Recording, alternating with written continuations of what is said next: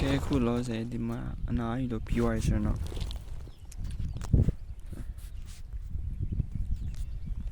ဒီနေ့တော့လာ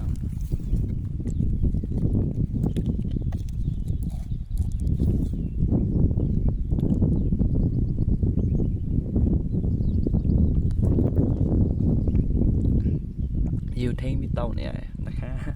ဘယ်စလင်းလူကนะคะတော်တော်ချောက်ချမ်းပြီးရောက်လာကြတယ်นะคะနေနေနာတော်တော်ချောက်မိုင်းကောအေးနေအော်တောင်းမနေပြန်စီရမယ်နောက်တော့ထက်ကူးမယ်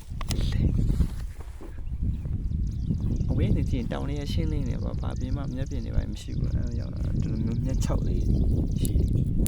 အမျက်ချောက်တွေကတောင်းပေါ်မှာအများကြီးမဟုတ်တော့မျက်ချောက်ပါဆိုအဝါရောင်ကမျက်ချောက်ကတီးအောင်ဒါပါအဝါရောင်လို့ခေါ်တာရွှေရောင်လားအညူရောင်အညူရောင်အဝါရောင်အညူရောင်ဒါတီးအောင်ပါရောင်ဒီအဲ့လိုမျက်တွေကတောင်းပေါ်မှာအများကြီးပေါက်တော့သူအဲ့မျက်တွေရဲ့အရောင်မြင်ရပါတော့ဝေးနေကြည့်လို့ရှိရင်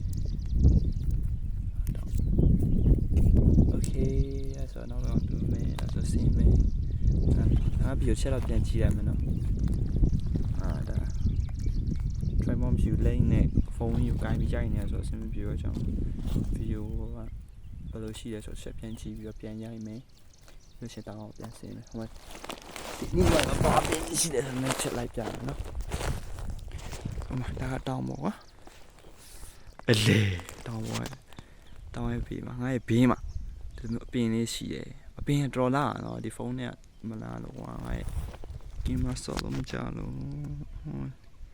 မထင်ယူပင်လည်းမြင်ရလားအပြင်မှာတော့စိတ်နေကွာဖုန်းတော့ဒီမှာအရောင်မဟုတ်ဖြစ်ဘူးဖြစ်ကဲဝင်းကြီး